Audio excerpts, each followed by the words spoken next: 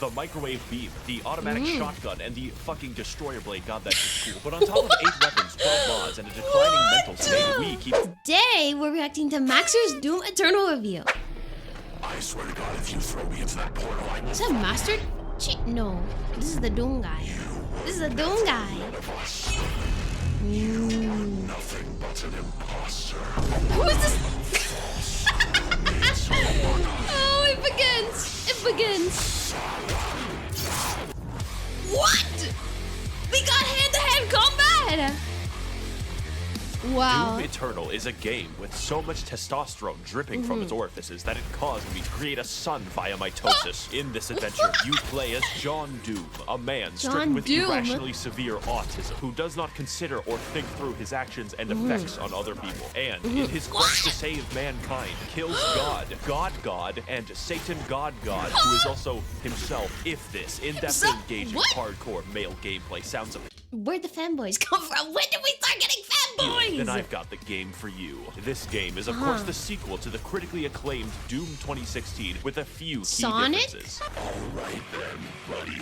I'm going to shit yourself. Which meaningfully extends and builds off of the gameplay and challenges that we love. Then extends them some more off of a fucking cliff until the product that emerges out the other side resembles crack concentrate. If you're watching this, I'm assuming you've probably played the game since I don't actually want to help people buy things. I'm here to entertain people, and if you're clamoring for entertainment and haven't purchased this game yet, do yourself a favor. There's enough male hormones here to transition someone, and I can guarantee you results, my fellow Sigma males. So whether you're a psychopath like I am a Sigma male. Doom games, come with me on this amazing journey through Twitch gameplay, beautiful environments, nonsensically fucked up lore, and remixed Mongolian throat singing. For money Mongolian throat singing? But Doom is eternal.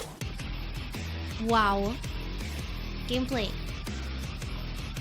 It looked pretty good to me. Doom Eternal's gameplay is quite unique, and not for the reasons that you would think. Everything in Doom Eternal is funneled directly into a single, robust, multifaceted, multinational, and unilaterally combat system from which the entire game is built around. But Max0r, I hear you thinking, that's every game ever. Yes. Every good game ever. If I, for instance, became 12 and booted up GTA 5, I would be able to do at least a dozen unfun activities. Doom's design is focused harder than the average Persona fan on his local playground. And that is special.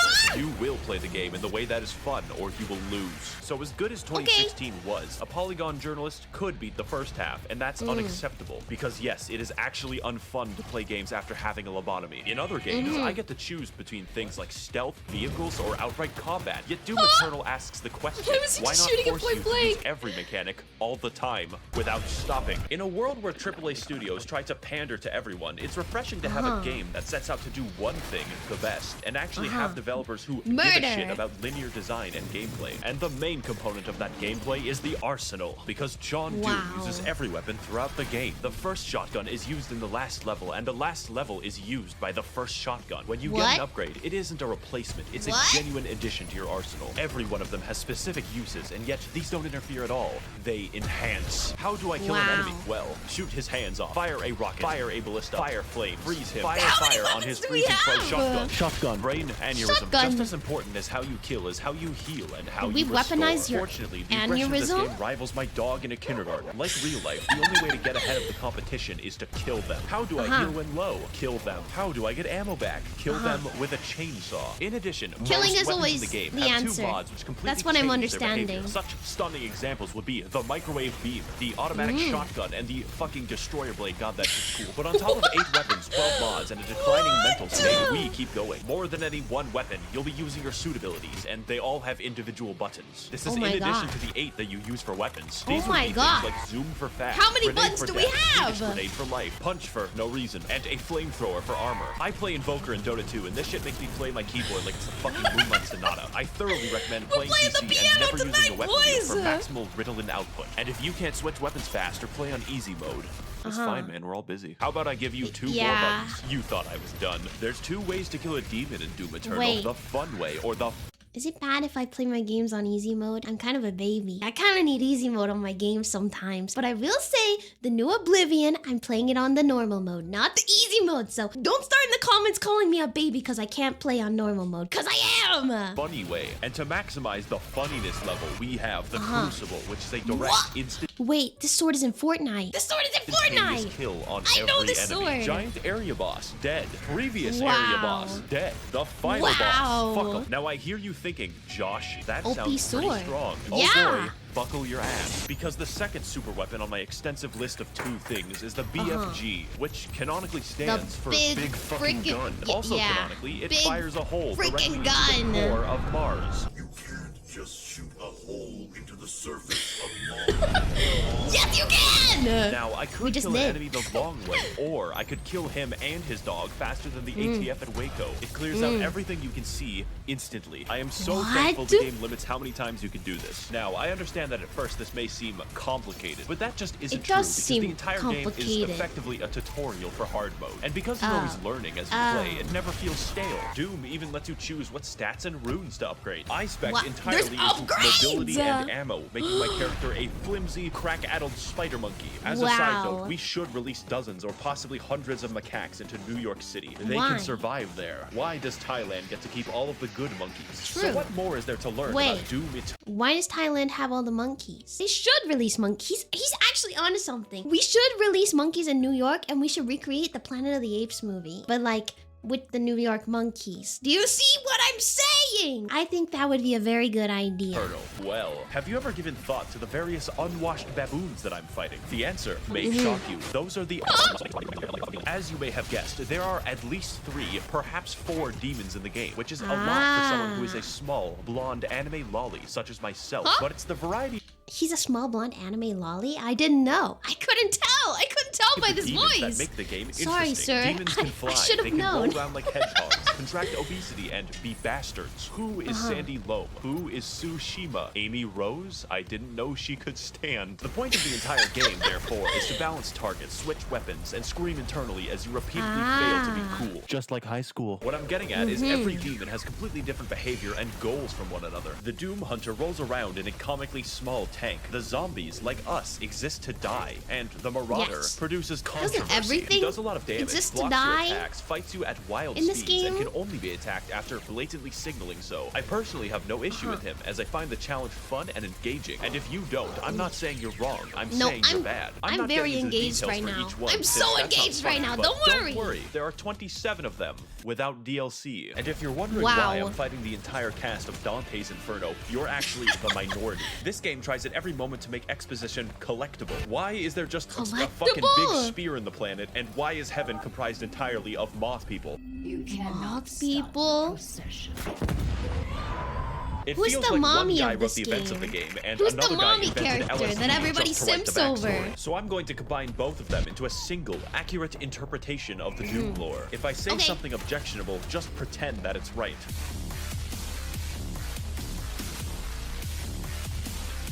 Lore.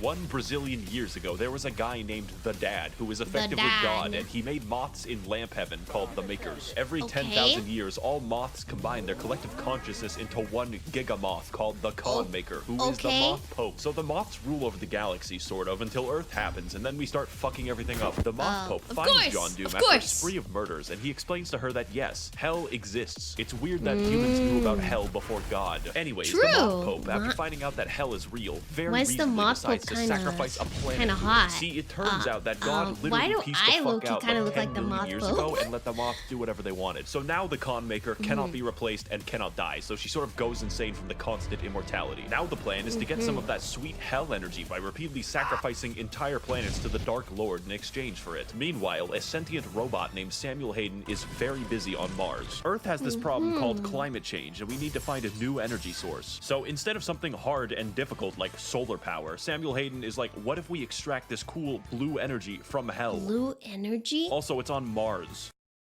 Earth What? does this until Hell begins breaking into Mars and John Doom stops them, which is the plot of Doom 2016. This makes Samuel Okay. Hayden mad because he's funded by the Koch brothers and really doesn't want to Why build does a windmill. why does he have such a normal name? Like Samuel Hayden. That's the most normal name ever for a robot. He's not gonna be like Destruction Lord 9000. They kind of gave this guy negative aura. I'm gonna be So real. instead of destroying the demonic crucible, he just brings it back to Earth and catapults John Doom to the backstory planet. If you think that sounds unreasonable, just remember that we considered blotting out the sun before building a fucking solar panel. What? We did?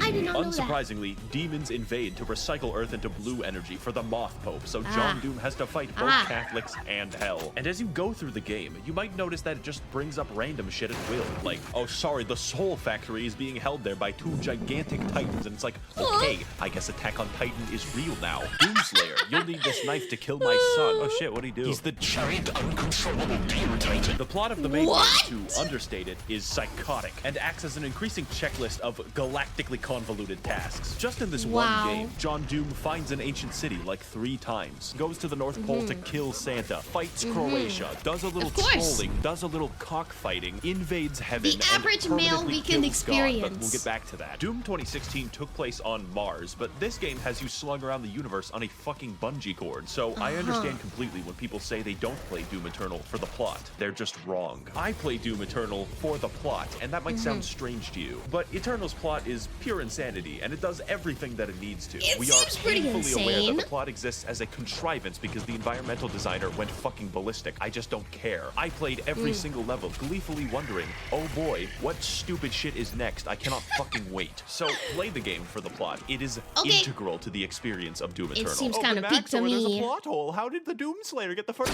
Everything I've said so far, except some of it, applies in full partially to the base game. But there's $40 reduce of DLC where the gameplay is $40 faster, of the DLC? challenge harder, and the plot somehow even What? fucking worse in all the right departments. 2016 was a walk. Eternal is Usain Bolt, and the ancient gods is fucking Venezuelan inflation. You thought it was over when John Doom beat the demons and destroyed all of heaven, but you were wrong. That's just the beginning. And with both parts of the DLC now fully out, my recommendation cannot be understated. Let's get into why, and more importantly, what.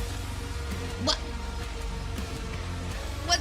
The ancient gods? This section of the video is going to be different, far more structural, and aligned with the plot of the DLC. Because the gameplay isn't what's new about the product, it's the challenge and the story. I originally wrote an entire script for this and then trashed it because it doesn't truly communicate how this DLC drove me to insanity, and I hard cope by simping for 2D women. I will tell you if there's a very big gameplay change, but the point of the DLC is more of what's amazing. If you like Doom Eternal, you will like the DLC.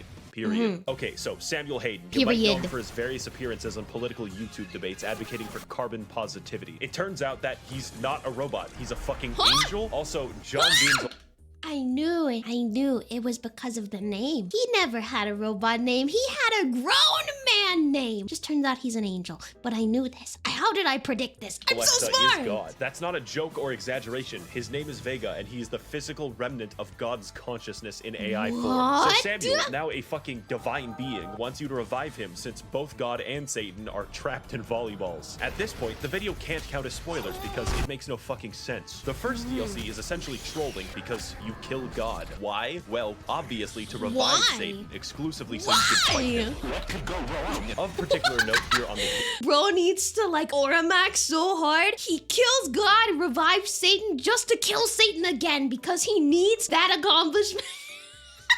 gameplay side is the Farming final boss, aura who like is Samuel crazy. Hayden, because holy shit, this fight is hard. Also, the premise is ridiculous, and my enjoyment of the game is hurt by neither. Every aspect of this is speedy, fun, and everything else I've already said about the crazy. game in general. And when you finally beat Samuel and revive the Dark Lord, it turns out he's you.